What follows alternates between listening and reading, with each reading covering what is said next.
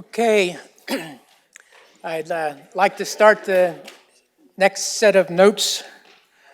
In this set of notes in lecture, I'm going to continue with some introductory material, and then I want to start to move into some simple analytical results. Some of the questions that are important is, what is the burning rate of a material? And how do I measure it experimentally? And can I do a simple analytical calculation to determine what that is?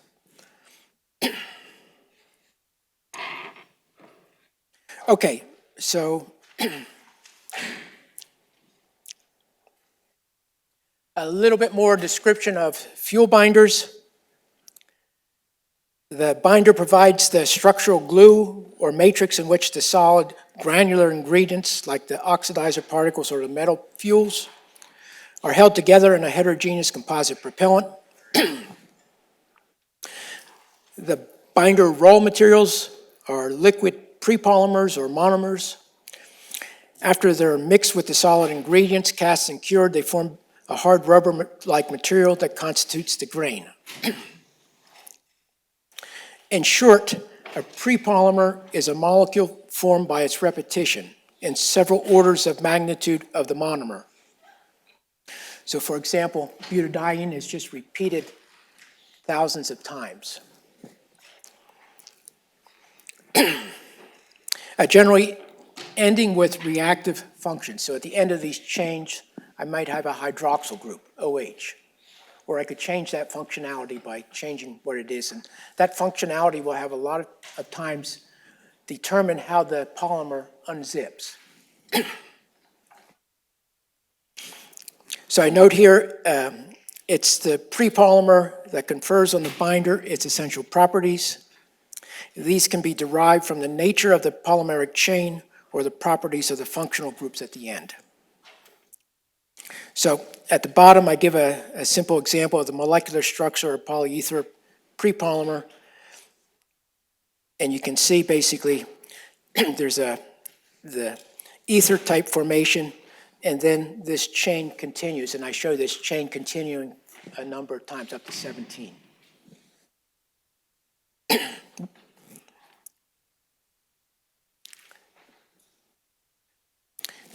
The curing agent or crosslinker causes the prepolymers to form longer chains or larger molecule mass and interlocks between the chains. It causes the binder to solidify and become hard.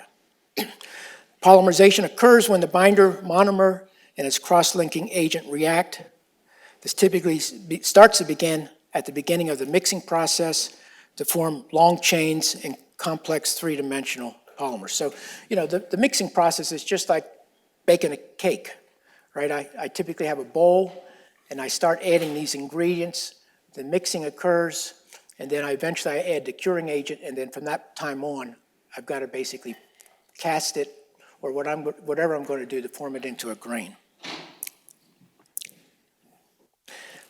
The binder ingredient has important influence on the mechanical properties, propellant processing, complexity, storability, aging, and cost.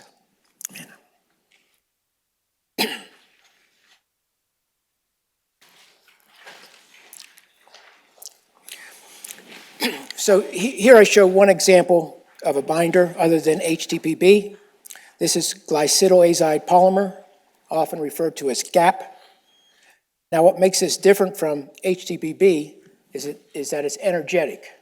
So when it starts to decompose, it releases energy. Whereas something like HTPB, when it starts to decompose, it's endothermic. Okay, it requires energy to break the bonds.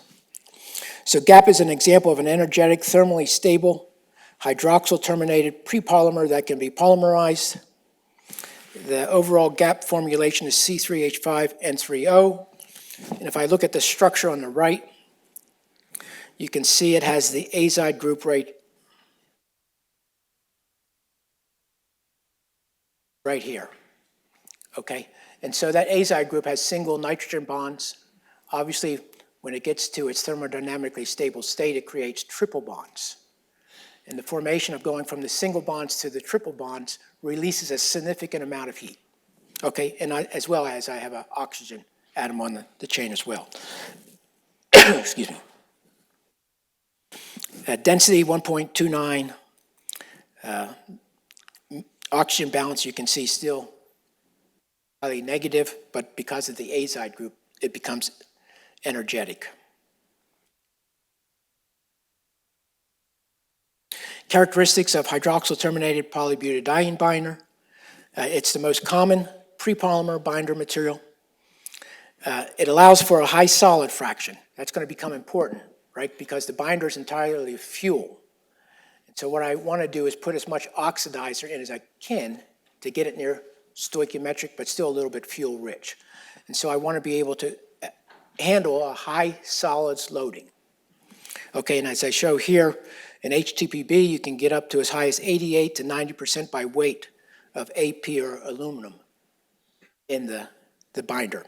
And it has relatively good physical properties at the temperature limits. There exists several different chemical formula for the HTPB. A typical one is shown here, where I have a basically butadiene, which sort of just repeats itself. Okay, butadiene again is basically a C4 structure, right? And it's a diene. It means it has basically at least two double bonds of CC. If I look at this, now you can see the density of HTPB, very low.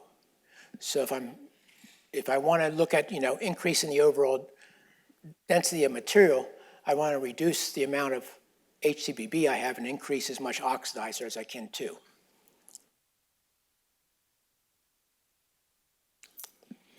Some typical properties of fuel binders, and I list several here. GAP and BAMO are energetic binders. The others that I list here are not. And again, if I look through this, you can look at the chemical formula. Another important property, oxygen balance we've talked about, the density, and the impact sensitivity in terms of basically its resistance to basically ignition. The BAMO and the GAP are more recent binders than the others. Okay, so what are some desired properties of a binder? The binder must be in liquid form during the preliminary phase of the preparation of the intimate mixture of oxidizer and fuel ingredients, although its elements must have sufficiently low volatility characteristics to withstand the high vacuum used during the mixing of the slurry and the casting of the propellant into particular grain shape. So typically I do this mixing process under a vacuum. And the reason for that is to make sure I remove any gaseous species that are being trapped in the matrix mix as I mix it, okay? And that can be entrained if it wasn't at vacuum from just the mixing of the blades and things like that, entrapping it within the material. And the gaseous species basically create voids.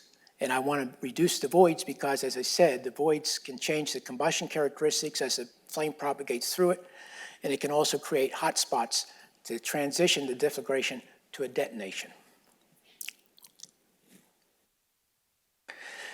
So in addition, the binder, it must be chemically compatible with the oxidizer, which means that it will not cause even a slight temperature increase that may result in an exothermic reaction leading to any unwanted autoignition of the propellant.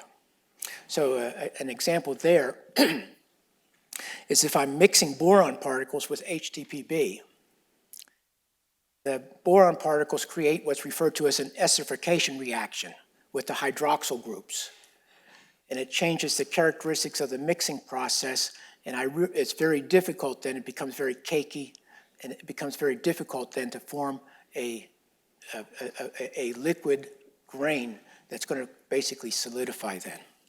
And so what has to be done then typically is the boron particles have to be coated with a polymeric material so that it eliminates that esterification reaction, grabbing the hydroxyl groups off of the HTPB.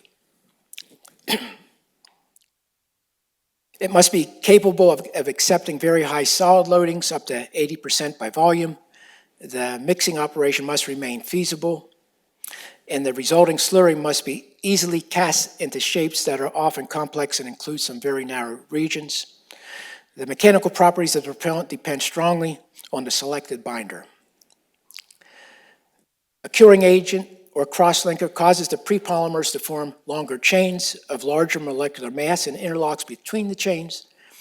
Even though these materials are present in small amounts, typically from 0.2 to 3%, a minor change in the percentage will have a major effect on the propellant physical properties, manufacturability, and aging. A curing agent or a crosslinker are used only with composite propellants. These ingredients cause the binder to solidify and become hard. The cross-linking agent in its most simple state could be a polyfunctional molecule, frequently trifunctional with a low molecular weight, or a mixture of a bifunctional and a trifunctional molecules. This approach can ensure an average functionality greater than 2 for the whole cross-linking system. And I'll show you an example in a second. A bifunctional molecules usually are used to basically as chain extenders, whereas the trifunctional cross the linking across chains, the three-dimensional characteristics. And their role is to increase the length of the chain of the prepolymers. The chemical reaction occurs between the prepolymer and the cross-linking agent after the polymer addition and the three-dimensional links are created.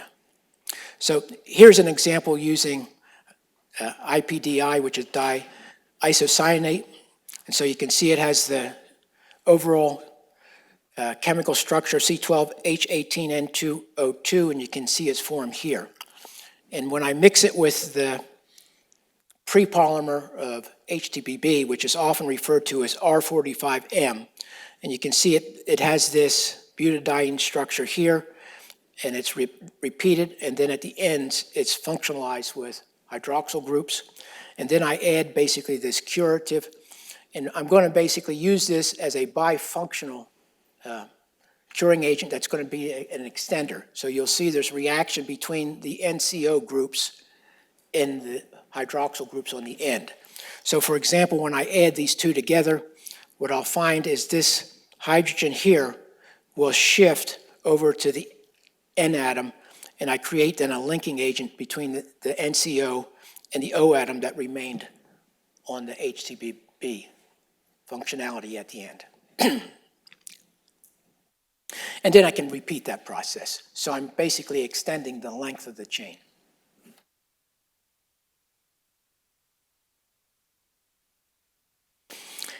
Some desired properties of a curing agent or crosslinker. After the slurry is in the casting mold, crosslinking must ensure its transformation into a solid through a chemical reaction obeying the following criteria.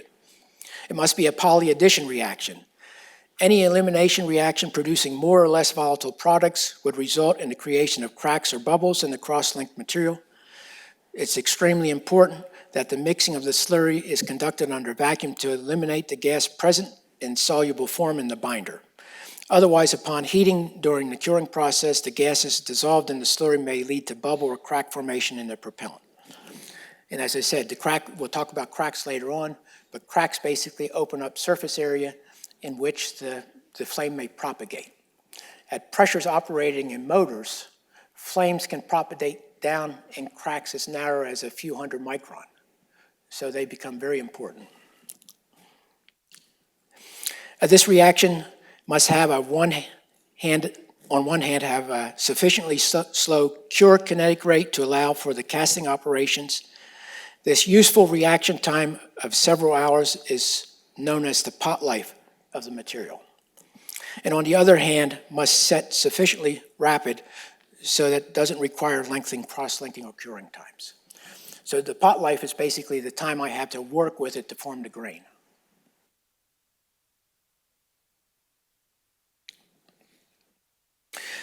The curing temperature cannot be too high as to prevent severe mechanical loads in the case-bonded propellant. So if I'm putting this in the model or in the motor in a case moding, the case is usually going to have a circular form. So as I go to different radial positions, as it cures, I don't want to create a lot of tensile strength in certain locations that it could de-wet the particle in the binder itself. It must also be athermic or heatless, or not very exothermic, to avoid the release of heat inside the propellant grain, resulting in an increase of temperature inside the material, which is a poor heat conductor. This temperature could lead to mechanical loading conditions, possibly leading to cracks or auto-ignition of the propellant.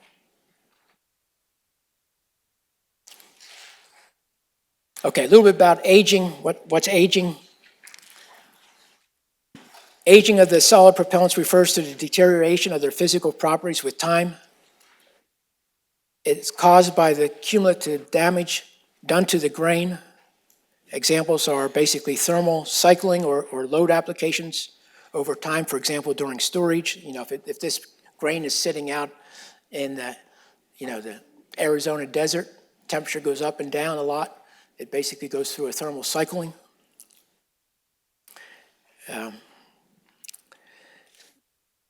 So it can also be caused by chemical changes with time, such as the gradual depletion by evaporation of certain liquid placifiers or moisture absorption.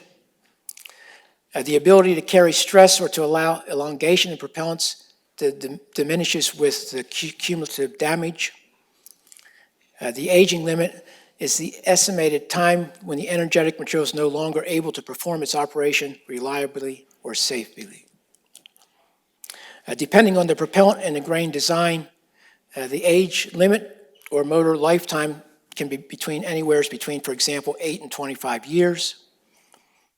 With small rocket motors, the aging limit is usually determined by basically full-scale testing of the motor, performing firings at various time periods after the manufacture, say 2 or 3 years.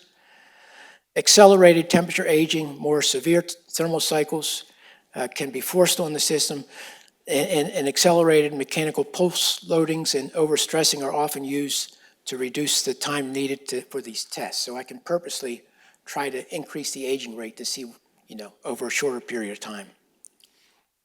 Rocket motor aging refers not only to the propellant, but also to other components such as igniters, pyrotechnic charges, initiator material, then hardware like O-rings and other organic material within the motor itself. Okay, so let me kind of just summarize a few things here. We've talked about basically double base or homogeneous in composite propellants. The double base that were based on nitrocellulose basically started in the 19th century and have propagated through what's referred to, and I'll show you more examples about these, what's referred to as extruded double base propellants, cast double base, composite modified double base, cross-linked double base. And during the 20th century, then, the composite propellants were basically starting to study either based on carboxylated polymers or hydroxylated polymers. The most popular today are the hydroxylated polymers. And during time then, because of some of the similarity between these later double base type propellants and composite propellants, the two are really starting to merge together, and it's becoming more difficult to basically differentiate what is a heterogeneous propellant and what is a homogeneous propellant because of the mixing of the two types of ingredients among each other. So, as I noted there's 6 families of propellants are commonly manufactured. The first I had mentioned was the extruded double base. Basically are prepared by impregnation of the nitrocellulose with nitroglycerin in a water medium to get a paste, followed by kneading, so again like baking, with the additives, and then carpet rolling at an elevated temperature, and then the final configuration is obtained by basically extruding this material through a die. The second family is referred to as cast double base propellants, CDB, are similar to the extruded double base and are obtained by casting a mixture of nitroglycerin and inert plasticizer into a mold containing the nitrocellulose-based powder with various additives. The casting basically solvent swells and dissolves the nitrocellulose through curing. They have basically less size limitations and allow 3D shapes.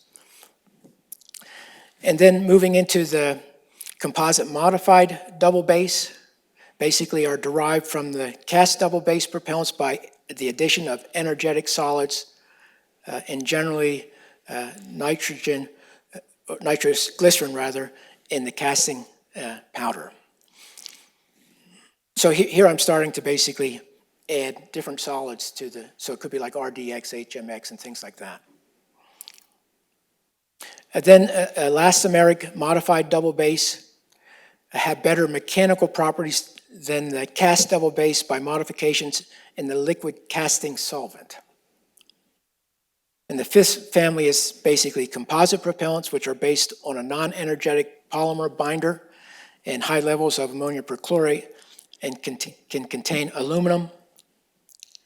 And the sixth class that I mentioned are high energy propellants and sometimes called cross-linked double base, even though there's really not any nitrocellulose in the binder. The production and physical behavior is very similar to composite propellants, but with a special preparation of energetic binder elements. So there I might be adding GAP and BAMO and things like that. So you can start to see how the two classes are starting to merge.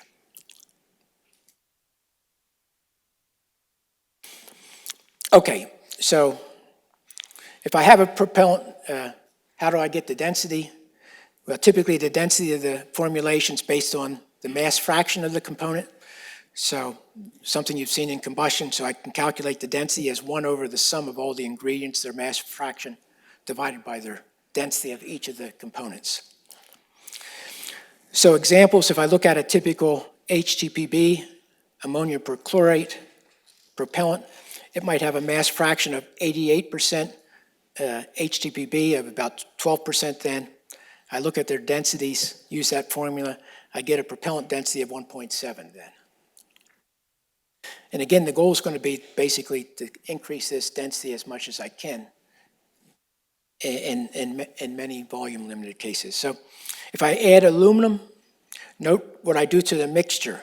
When I add aluminum, I take away oxidizer. So I'm adding more fuel to the system, and the mixture is already fuel rich. So you might ask, well, why am I adding more fuel, right? I'm taking away oxidizer. So here I've reduced the oxidizer from 88% down to 70%. I haven't changed the amount of HTPB because I got to maintain the mechanical properties, so my total solids loading is staying the same. And I add aluminum. One of the advantages right away you can start to see is look at the density of aluminum, very high. Okay, 2.7 grams per cc. And so I'm going to increase it at least a little bit, and this little bit becomes important when I'm looking at changes in certain metrics. So I've increased the propellant density by up to 1.8 versus the 1.7 almost. Now I'll talk a little bit more about it, but to give you some ideas, if I add aluminum to the mixture, what's the aluminum going to react with? Does it need to react with molecular oxygen? No. It can actually react with the carbon dioxide that's formed or any water.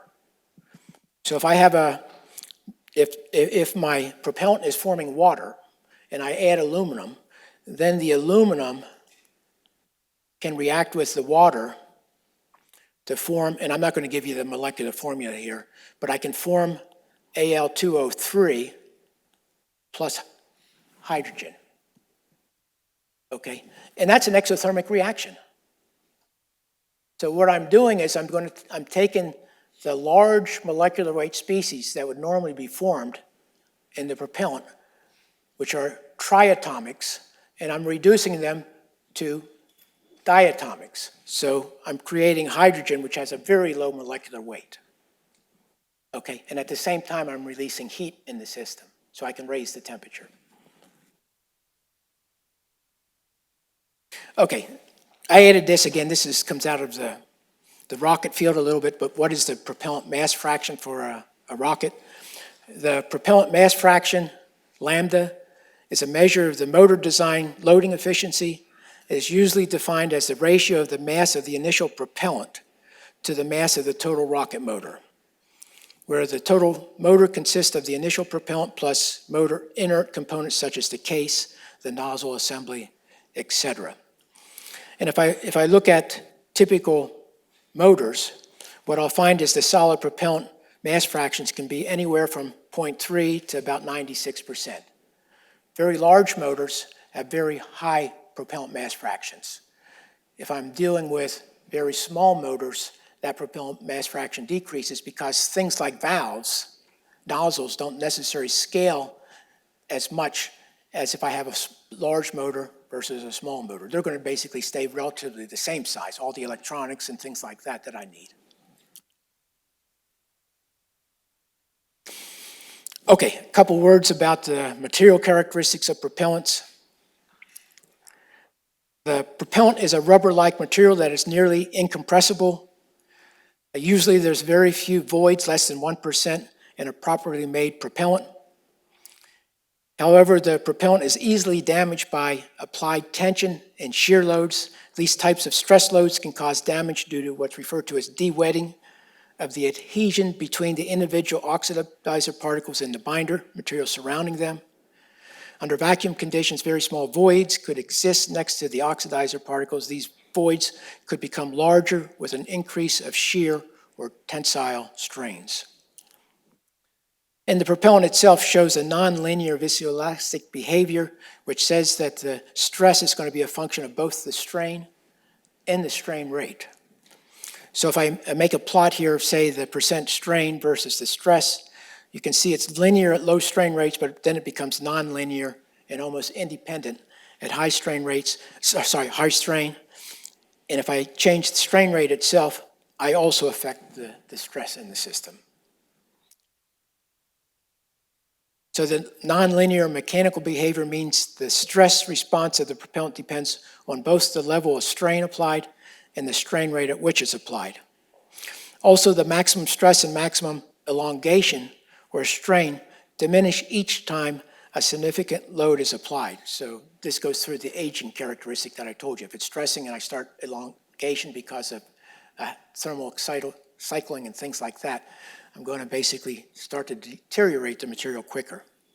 The material becomes weaker and suffers some damage with each loading cycle of thermal stress application. And then the mechanical properties are also a function of the initial temperature of the propellant.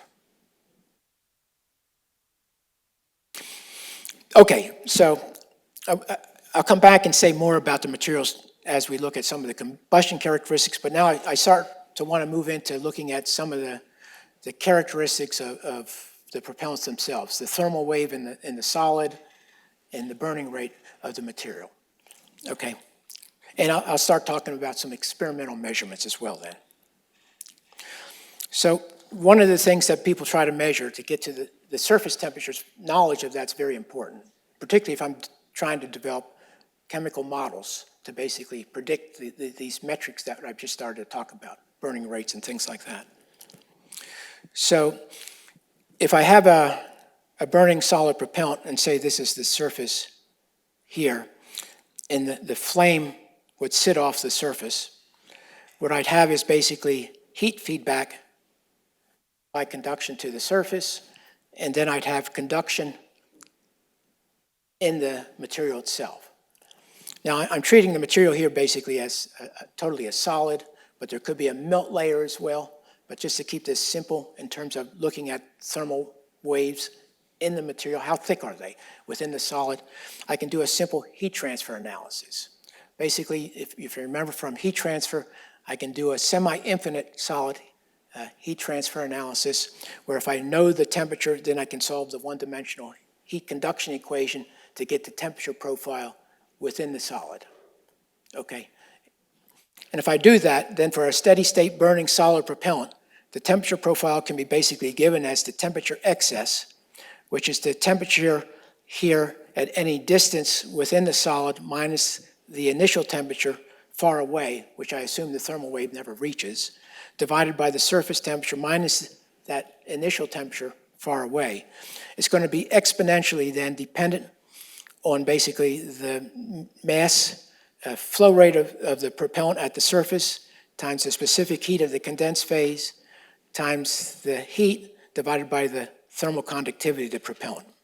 And I can replace this mass evolution rate at the surface as being equal to the density times the burning rate. Okay, and I'm doing this per unit area. Okay, so this is basically the same mass flow rate is equal to a density times a velocity times an area, but I'm doing it per flow rate, and my velocity here is the burning rate. Okay, and my density is that of the solid. Okay, and I can combine then basically the heat capacity to density and the thermal conductivity into a thermal diffusivity. Okay, and if this is my distance into the wave, I can think of basically my thermal diffusivity divided by the burning rate as also a characteristic length to normalize what's in the exponent. Okay, and so graphically, just to define some variables, here's my temperature, which has now this exponential shape into the solid, and far, far away from the solid, I start approaching the initial temperature. And what I may be interested in is how thick might these thermal waves be at different pressures? And what is that temperature? Will that temperature get high enough, and do I have enough residence time in that thermal wave for a condensed phase reaction to occur? Can I have a solid-solid reaction? If it melts, can I have a liquid phase reaction? And what's evolving from the surface? How important is just the vaporization process of the original material versus the decomposition of that material forming different fragments? And that's going to affect basically the burning rate in the gas phase then, which is going to affect the temperature gradient at the surface. Okay, so one can define then different thermal wave thicknesses. I can define this thermal wave thickness by taking the tangency at basically y equals 0 and extending it down to a line that's parallel to the initial temperature. Or I could define some thermal thickness in terms of the temperature excess. You know, when it becomes 90% of the surface temperature, when this decreases a certain amount. Okay, and I might define that as the thermal wave thickness for a 99% decrease in that difference in temperature. Okay, so the thermal wave thickness can be defined as basically the thermal diffusivity of the propellant divided by the burning rate, which represents a depth at which the tangent line to the temperature profile, y equals 0, intersects with the initial temperature profile, and is the depth in the solid where the excess temperature variable is about 37% then. Another definition for the thermal wave thickness, based on 99 can be defined as the depth in the solid where the temperature excess variable is equal to 1% of that initial value at the surface. And typically you'll find then that the thermal wave thickness to decrease this 99% is about 4.6 times the thermal wave thickness that's defined based on the tangency at the surface. Now, you know, if I want to start thinking about, and I'll show you this, if I want to start thinking about measuring that temperature profile, I got to, you know, suppose it's only 30 microns thick. What type of device am I going to use to get a good spatial resolution of that temperature profile? Can thermocouples be used or not if I embed them within the solid? And what's obviously the burning rate, and hence the time I have the response time I have to get those measurements. So the subsurface temperature profile of a burning propellant can be measured using a fine wire thermocouple embedded in the propellant strand specimen, and this is true for only certain conditions you'll see. The higher I go in pressure, the thinner that wave's going to become, and doing those measurements is going to become more difficult. In order to achieve a lower measurement error, the thermocouple size must be much smaller than the thermal wave thickness. And as an example, this means that the thermocouple bead size or thickness should be smaller than 20% of basically the thermal diffusivity divided by the burning rate. where again, the thermal diffusivity is the propellant thermal diffusivity, and R sub B is the burning rate. So for example, a typical propellant has a thermal diffusivity about 1.8 times 10 to the minus 3 centimeters squared per second, and a typical burning rate is about 1 centimeter per second. So if I use that criteria for the 20% of the thickness, I find that I end up with, I have a value of 3.6 microns. Okay, and if I look at the thermal wave thickness based on the 99%, it's typically about, in this case, 83 microns. Okay, so under these conditions, I potentially can get somewhat of a measurement of the temperature profile through the wave. In this slide, I'm just going back and verifying that if I use I can define this thermal wave tangency at the surface as being a thermal wave thickness. So what I'm doing here is I'm just showing you mathematically that I'm taking the derivative at the surface of that result that we had here for the temperature profile through the solid, and I'm evaluating at 0, and I basically then get that the temperature gradient at the surface is the surface temperature minus the far away temperature divided by the thermal diffusivity of propellant divided by the burning rate. And I basically have defined this variable here as the thermal wave thickness, and so the tangency is basically what I'm referring to as the thermal wave thickness. So another example then, suppose I have a propellant that has an overall density of 1.7 grams per centimeter cubed, a specific heat of 1465 joules per kilogram Kelvin, and a thermal conductivity of 0.1 watts per meter Kelvin. I can calculate the thermal diffusivity. And if, again, a good burning rate is about 1 centimeter per second. And so in this particular case, my thermal wave thickness for the 99% becomes 39 micron. Okay, and as a consequence, I need to have a thermocouple that's about 1 to 2 micron thick. The other thing to recognize, if I'm looking at a composite propellant with AP particles, typical ammonia perchlorate particles range in the size of 40 to 200 micron. Okay, these are going to be the coarse particles of AP that's there. Remember, I said there's usually a size distribution. But you can imagine now, if these size particles are embedded in the composite propellant, as that flame is propagating down in this composite propellant, the surface is going to be very rough because it's going to see these larger AP particles and then the binder and things like that. And if I'm trying to measure the thermal wave thickness, which might be on the order of 40 micron, then all of a sudden you recognize that the heat transfer at the surface is not one-dimensional. It's really three-dimensional. Okay, so I mentioned here the thermal wave thickness of the same order as the AP particle size. This implies that the heat transfer process in the AP composite propellants is essentially three-dimensional. So it becomes very difficult to do these measurements.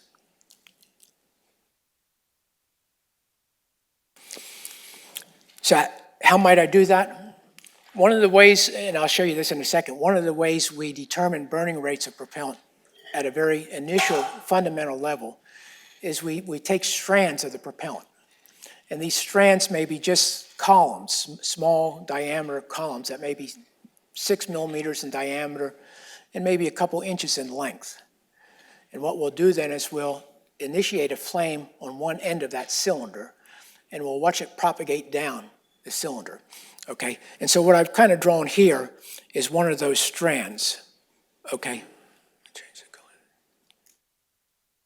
So this right here would be one of the strands. And what I do then to ignite the system, I might use a hot wire, so here a nichrome ignition wire, and to make sure it's ignited evenly across the propellant, I might put something on the top that burns very quick. Okay, so in this case, I'm putting a double base so that when the nichrome wire ignites the double base propellant, it quickly spreads across the surface of the material I want to measure the burning rate for. Then this is consumed, burns away, then all of a sudden I establish a flame above the surface and it starts propagating downward. Okay, in the example I'm showing you here, and I'll come back to this, I'm using brake wires to basically measure the burning rate then. So what I do is I insert a wire through the propellant cylinder, and I insert another one some distance away, and I know this distance right here, okay? And I might have these wires then basically hooked up to an electrical system that when the flame hits that wire, it opens the circuit, okay? And then it continues to burn, and eventually it'll burn that wire, opens the circuit. So I know the time between those distances, I can get a crude measurement of the burning rate, okay? And if I want to measure the temperature, what you want to do is make sure that this, if I embed this thermocouple, that it's not being affected by how I inserted it. So one way I inserted it, and this was due to a person by the name of Zenin in Russia, he came up with a design of basically making molds that I'd create a cone in one version of the propellant that's above it. I'd create the same propellant and have the insert of the cone. And I'd lay this very fine wire thermocouple across the surface here, and then I'd basically join the two pieces together so that when the flame propagated down, it saw this thermocouple before it basically saw this other area that was used to insert the thermocouple.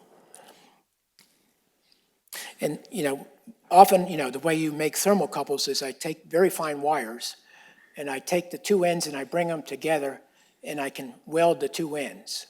Okay, that creates a round cylindrical bead at the center of those two wires. To get this very thin shape, I need to roll that out to basically create a flat bead that is of the thickness I want, okay? Okay, so usually an S-type thermocouple made of platinum, and platinum with 20% rhodium can be used to measure the subsurface temperature measurement in a propellant strand. And for higher temperatures, a D-type made of tungsten and rhenium can be used, which can measure temperatures as high as about 2,600. The tungsten has a problem because it gets oxidized very easily, but if I'm running a propellant that's very fuel rich, then it's always going to be being reduced at the tungsten surface, and I can get away with it. It will burn out, but I usually can get a profile. So here's some examples. So this is where, simple case first, I was running, say, in a counterflow geometry. So I had just a solid fuel that was my cylinder. And like in a gas phase flame, I basically oppose that surface with a flow of oxidizer, okay, say pure oxygen. And I create then a diffusion flame at the surface. And I want to nose then and measure the thermal wave thickness in that pure solid, okay? And so here you can see this is the surface here. And as the solid was being consumed, you can see it created, this is the thermal profile in the solid. I get to the temperature where there's a deflection. I get to the surface where there's a deflection and the temperature gradient, and then I move out into the gas phase. So out here, I have conduction through the gas phase, and then in the solid, I have conduction in the solid or melt layer. Okay, and under these conditions, this was probably HTPB, and it had a very thin melt layer at the surface, but you can see when I see the differentiating gradient, I know where, and I can locate the surface, and I can get an idea of the surface temperature. Okay, and I can write a surface balance equation that says that the conduction into the solid, so the thermal conductivity of the solid times the temperature gradient on the solid side is equal to the thermal conductivity in the gas times the temperature gradient plus any heat release that has occurred at the surface interface itself. Okay, and that's assuming, again, there's no condensed phase reaction below the surface. Okay, so if this was HTPB, it would be maybe pyrolyzing at the surface. So that could, this Q here could be an endothermic value versus an exothermic value. Okay, so the slope change at the surface varies depending upon the magnitude of the net energy release per unit surface area. And I note, depending on the value of that heat release term, if it's high enough, the slope of the temperature gradient profile in the gas could be less steep or steeper. Another example here is a measurement in a solid propellant. So here I've got now the oxidizer in the fuel binder. And if you go back here, you can see what's the thermal wave thickness here. You know, for delta 99, it's hundreds of microns thick here. Here in this particular case, you know, if you, again, I'm plotting now the log of a ratio temperature. If you go back to basically the heat conduction equation, and I just simplify it, I can find then that if I plot this as a log, I should get a linear line if there's no reaction occurring in the condensed phase. So for this particular solid propellant, you can see that in the thermal wave, I'm almost approaching a solid line here. So very deep into the solid propellant, I can basically neglect any reaction occurring. And one other example, this is for ammonia nitrate that's been stabilized, phase stabilized. And what I'm showing here is again a thermocouple embedded, but for different pressures. So starting out at 3 megapascals and going up to 30 megapascals. And what you note here then is as the thermocouple goes through it, there's no gas phase reaction that's near the surface. So this represents near the surface temperature. And as I increase the pressure, the surface temperature is increasing. Okay, the heating rate going into the ammonium nitrate is going up. So as a consequence of that, I end up raising the temperature. But it's interesting to note when I get to about 20 megapascals and increase further, the temperature of the surface doesn't change. And that's a curiosity which I'll come back to a little bit later, because there's some interesting features that happen between 20 and 30 megapascals. Okay, some things you already know, but I wanted to give you some values here. Thermal diffusivity is the ratio of the thermal conductivity to the product of the density and heat capacity, and it's an important property which is defined as the thermal diffusivity, and the units are length squared per unit time. It measures the ability of a material to conduct thermal energy relative to its ability to store thermal energy. Materials of large thermal diffusivity will respond quickly to changes in their thermal environment, while materials of small thermal diffusivity will respond more slowly to reach a new equilibrium condition. And this is going to become important in transient burning. Okay, and you'll see that because in transient burning, the question is going to be is how does that thermal wave length change as maybe the conditions in the gas phase change? And it's going to affect the dynamic burning of the propellant. So it's interesting just to look at some of the thermal properties of several materials. So I've got basically some metals here, aluminum and stainless steel, and I compare it to basically a composite propellant. So this would be an AP HTPB propellant, and what's referred to as JA2 propellant. That's a double base propellant that typically was developed in Germany and is probably one of the standard propellants still used by the US Army for gun propellants. But if you look at the thermal diffusivities on the right here, you can see that propellants have very low thermal diffusivities in the condensed phase.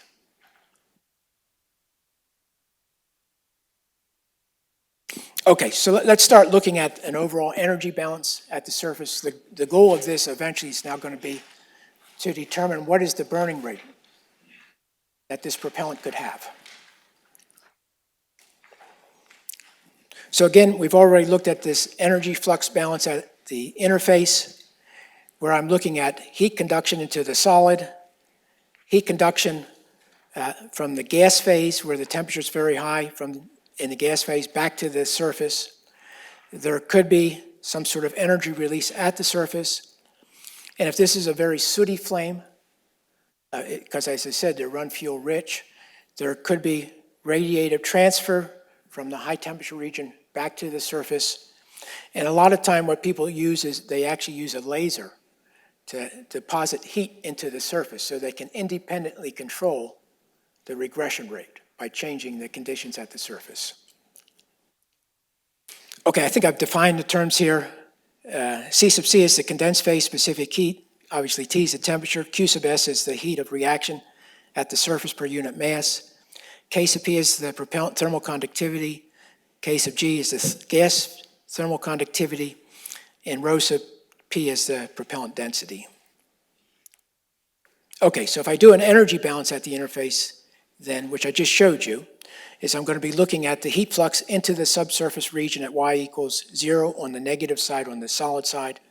It's going to be balanced with the heat flux from the gas phase to the burning surface at the surface on the positive side, so on the gas phase by conduction, plus any heat release at the surface due to basically chemical reaction at the surface, and then any heat feedback from the flame zone to the surface by radiation or an external radiative energy source. So one thing you can see is that this is still a surface energy balance. And I can use that to look at if there's no subsurface reactions.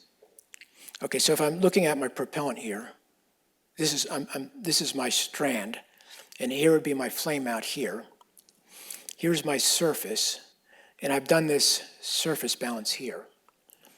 Okay, if I assume there's no reaction in the condensed phase, I know far away from the surface the temperature is T sub I, right?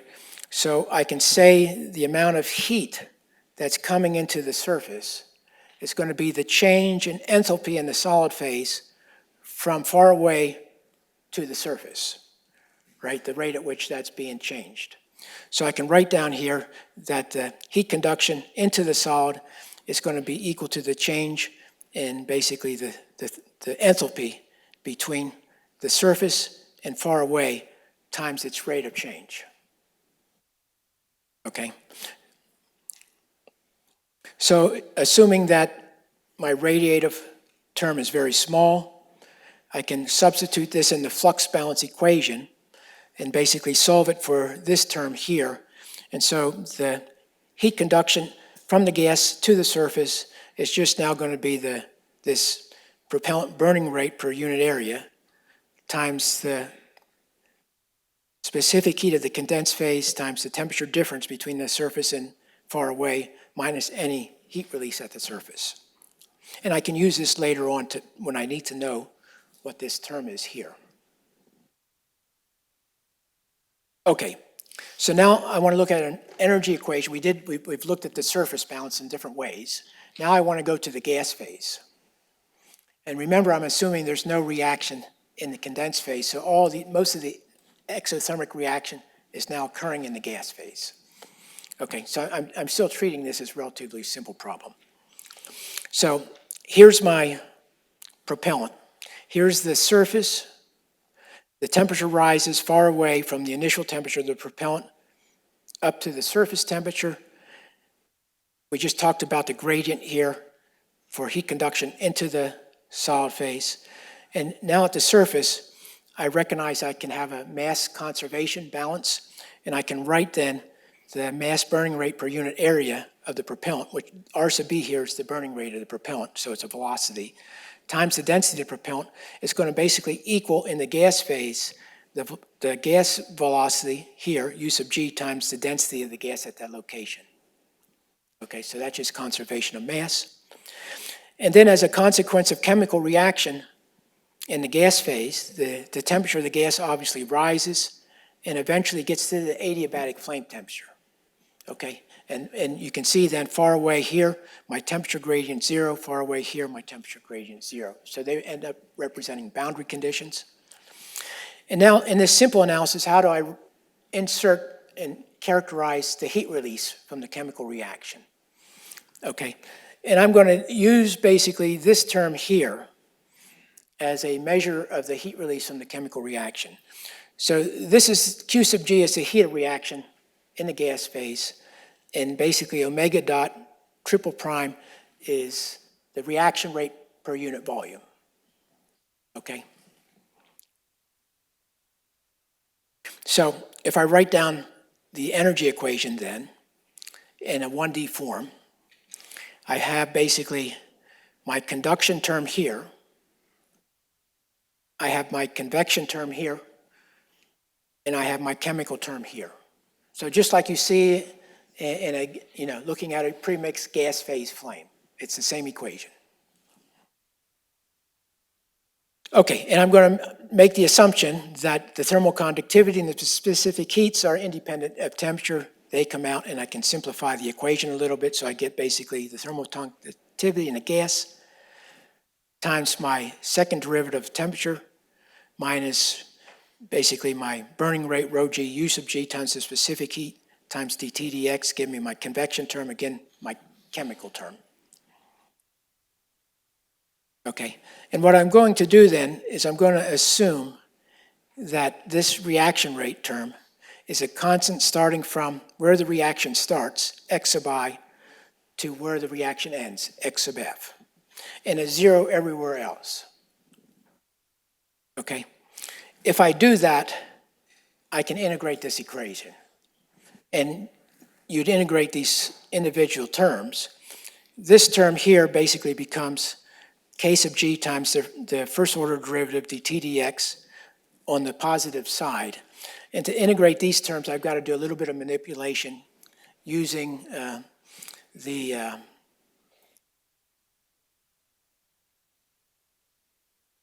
partial integration rule, where I take, what is it, uv minus u integral dv is equal to v du. You've got to use that sort of a rule to come up with the integration. If you do that, you can come up with this equation here, where that thermal conduction term at the surface now, on the positive side, remember we've already done this term on the negative side, is going to be my heat release in the gas times the integral from 0 to infinity, the exponential minus basically the burning rate here times the specific heat over k sub g, x, the reaction rate times dx. And I define this term here as being 0 everywhere except between where the reaction starts and where it ends. And now I can play with this term here. Okay, if I say x sub I and x sub f are the same location, then I have my infinitely thin reaction zone, right? That's one of the assumptions you make. If I take x sub I and I move it all the way to the surface, then I've got sort of this distributed reaction from the surface to the final flame. Okay, and I'm going to work through and just show you the integration of that equation for those two cases.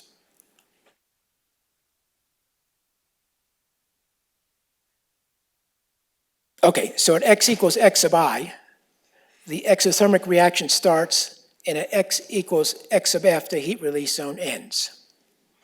Okay, and if I go through and integrate the equation based on that criteria, what I find is that temperature gradient times the thermal conductivity in a gas, so my heat conduction at the surface, is equal to this equation here.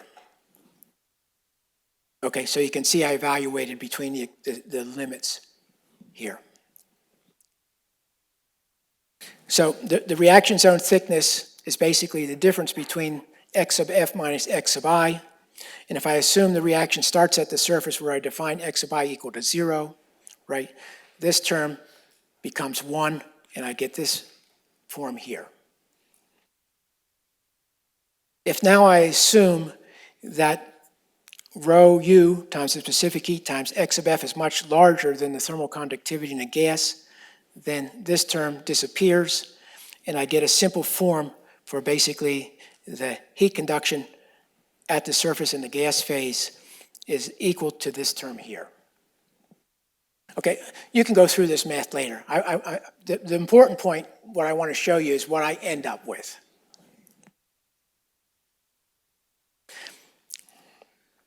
So here's the other case. For the extremely thin reaction zone located at x equals x sub f, in other words, the flame sheet case, the reaction rate in the gas phase can be expressed as a Dirac delta function. So going from 0 to infinity, my reaction rate times the Dirac delta function, when x equals x sub f, I get unity dx. It's going to equal basically my burning rate. Okay, and if I substitute that back into the energy equation that we had, I find now for the heat conduction term at the surface, substituting that in, eventually I'll get that term equal to the exponential on the side here. Okay, so anyway, you work through the math. I can do this for different cases. Okay.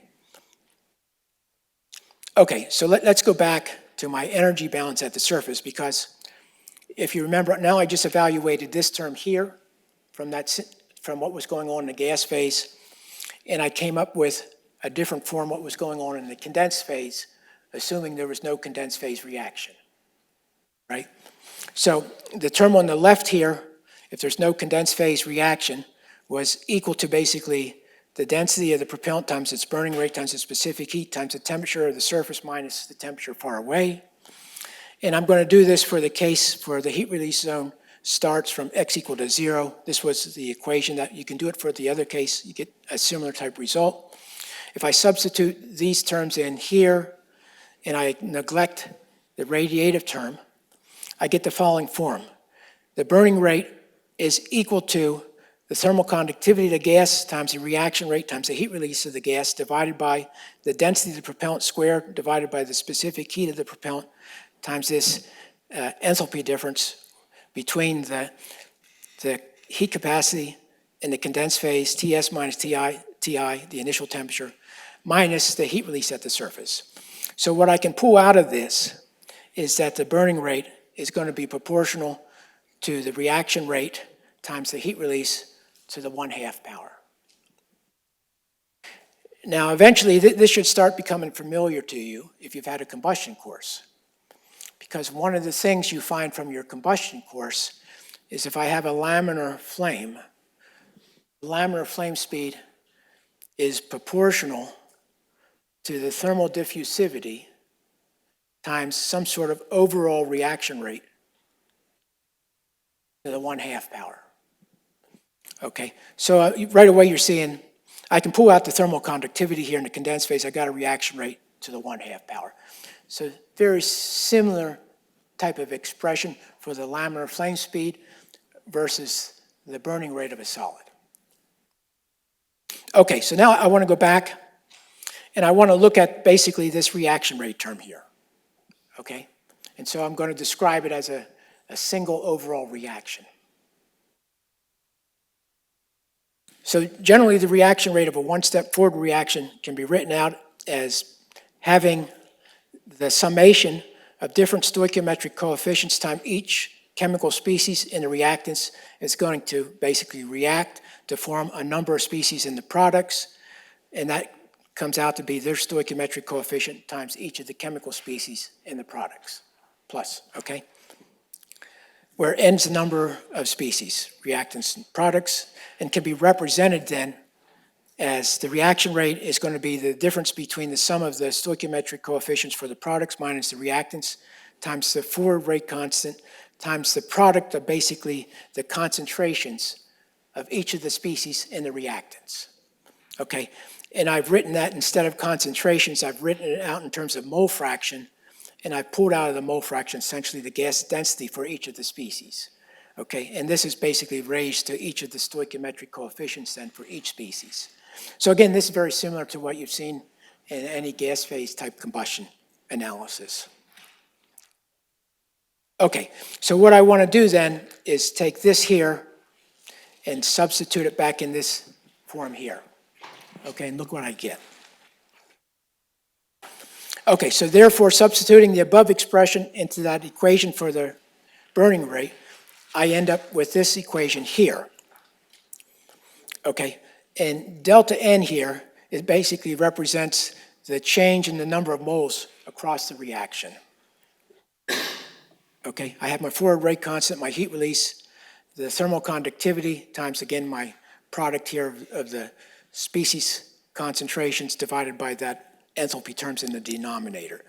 So generally the gas phase reactions in the burning of an energetic materials are bimolecular and of second order, and therefore the number of reactants, say the fuel and oxidizer, is equal to 2. Whether or not, I can assume if it's a monopropellant, it decomposes and makes a fuel and oxidizer. So in the gas I have 2 reactants that are reacting as a bipropellant maybe. Okay, and so what I find then is in this expression, when I expand this out here, this term out, I find that the stoichiometric coefficient for the fuel and the oxidizer each would be 1 to sum up to 2. Okay, so if I assume I got a bimolecular reaction, I can convert this reaction into the form here for the burning rate. Okay, so now you see I've got the density of the gas squared times the mole fraction of the fuel and oxidizer. And I could have changed this, right? I could have said this was a monomolecular reaction, and under those cases, only the fuel, or only one of these would have been present, and this term here would have been 1, right? And I just said it was a bimolecular reaction right now. Okay, so the first thing, if it's a bimolecular reaction, notice that I can pull out of the density here. I can represent the density, assuming I've still got an ideal gas, I can represent the density as basically pressure over an RT, right? So I can now introduce a pressure term instead of the density of the gas, okay? Okay, and I'll come back to that. The reaction rate constant, K sub F, is a function of the gas temperature and is expressed in Arrhenius form as the following. So from Arrhenius form, I know the rate constant's pre-exponential form here, A times the exponential of minus an activation energy over RT. And if it's a one-step reaction, this is an overall activation energy that I'm looking at in an overall pre-exponential factor. Under low pressure conditions, the ideal gas law can be used to relate the gas density with the pressure, which is what I just expressed to you, the density equal to the pressure over RT. And now if I take these two equations here and I substitute it back in here, this now becomes my burning rate expression. So remember I had a bimolecular reaction. So here, for the bimolecular reaction, I find the burning rate is equal to the pressure times this term here to the 1/2 power. If I assumed that the reaction wasn't bimolecular, but it was monomolecular, okay, then I would have had p to the 1/2 term there, right? Because I would have had p to the 1 inside the square root. When I bring it out, I get p to the 1/2. Okay, so this should start becoming familiar to you. Remember what I've said VA found for the burning rate empirically? He said that the burning rate, R sub B, should equal some proportionality constant times the pressure to some exponent, N.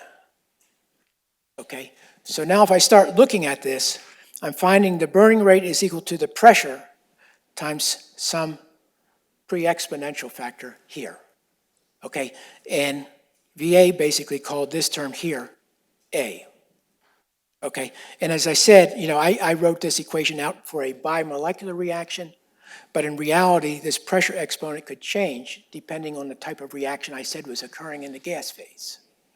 So I'm starting to see, this is starting to look like A P to the N, where this N is different than the reaction order of the reaction.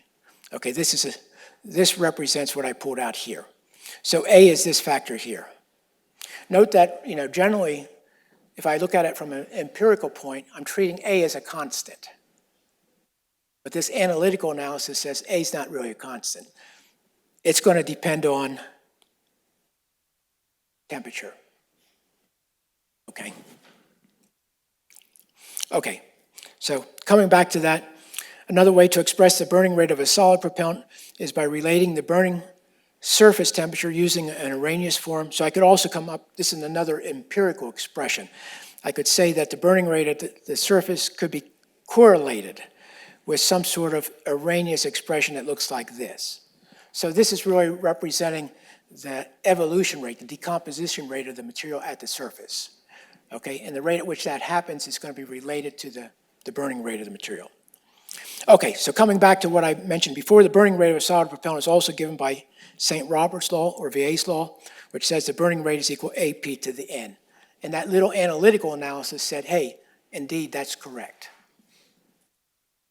And at very high pressures, other forms of the burning rate by looking at data can occur, and you might see a better form might look like R sub B is equal to some constant times the pressure to basically P to the 1.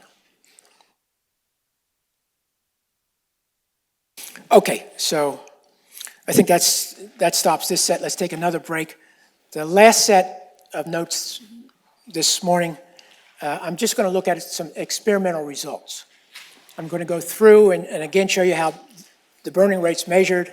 I'm going to show you examples of burning rate of different materials, And then I'm going to show you something interesting when you get to that 20 to 30 megapascals, okay? And it's not quite as long, so I think we should finish on time. And if anybody's got any questions, okay, so let's take another 10, 15-minute break and come back.